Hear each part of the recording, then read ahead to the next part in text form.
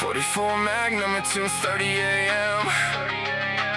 The neon hum of the soda cooler was the only sound inside the gas station. Satan, sporting his natural red skin, short horns, and a pair of faded jeans, grabbed an energy drink. He set the can on the counter and tapped his wristwatch. Sarah, the night shift clerk, didn't even blink. Working the stretch of highwayman, she had seen everything from armed meth heads to cultists, so a literal demon didn't faze her. She slid the can across the scanner. That's $2.50. Satan swiped his debit card. As the machine beeped approval, he reached behind his back, pulled a massive gleaming 44 Magnum from his waistband, and dropped it onto the counter. What's this? Sarah asked, her hand hovering near the panic button. Are you robbing me? I'm doing you a massive unappreciated favor. Satan said, checking his watch again. In exactly 4 minutes, 2 men will walk through that door. They're going to demand the safe money. Panic when you can't open it. He shoots you directly in the forehead. I've already attended your funeral. Your mother's grief is devastating, by the way. Trying to prevent that. Sarah looked at the heavy iron on the counter, her breath catching. If you know they're coming, why don't you stop them? Scare them off. Satan sighed, deeply offended, because the cosmic bureaucracy strictly forbids me from directly flattening human threats. If I do it, it's a miracle and God gets the credit. If I give you the tool to save your own life, humanity finally realizes I'm the one looking out for them. I want the recognition. Sarah, now hide the gun under the scratch ticket display they just pulled up to pump for. Terrified, Sarah shoved the heavy pistol out of sight just as the glass doors chimed.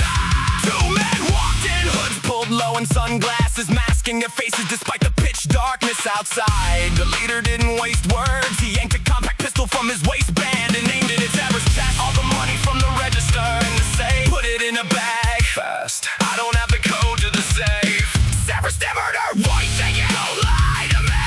The robber snarled, stepping closer. The code is just a store zip code. Panicking, Sarah looked past the robber's shoulder. Satan was leaning casually against the candy aisle, eating a piece of licorice. Do it now. His voice echoed directly inside her mind. Grab the gun, pick your target. Following his gaze, the robber spun around, spotted the red-skinned demon and fired a panicky round. The bullet struck Satan dead center in the chest and flattened instantly against his skin, dropping into a display of potato chips with a dull clink. What the hell? The robber screamed, backing up. That distraction was Sarah's window. She reached under the counter, gripped the checkered handle of the Magnum and pulled it up. But the gun was heavier than she expected. Her wrist wobbled, the barrel dipping toward the floor. The second robber reacted first. A loud crack echoed through the store.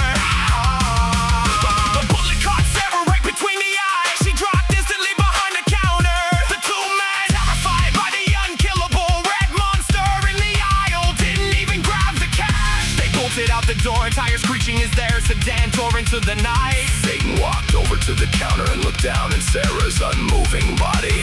He let out a long, defeated breath. I literally gave you a hand cannon, Sarah. All you had to do was hold it straight. He reached over, retrieved his Magnum, and tucked it back into his jeans. He's disappointed that his good deed had completely fallen apart. He kicked open the glass doors and walked out into the humid night. He took the shortcut through the municipal cemetery to clear his head, but the universe wasn't done annoying him. Hey, you down there? Satan stopped on the manicured grass. He looked down and saw a man's head protruding from the turf like an overgrown bearded turnip. The head wore a dusty cowboy hat. Who are you? Satan asked. Samuel, Tennessee. Folks call me Tex. The head snapped, spit in a bit of dirt. I was lynched back in 1875 by my brother-in-law so he could steal my land. I want my life back, demon. Grab a shovel and dig me out. Satan rubbed his temples. Look, Tex, I don't have a shovel. The dirt is rock hard, and frankly my approval ratings took a massive hit tonight. I'm not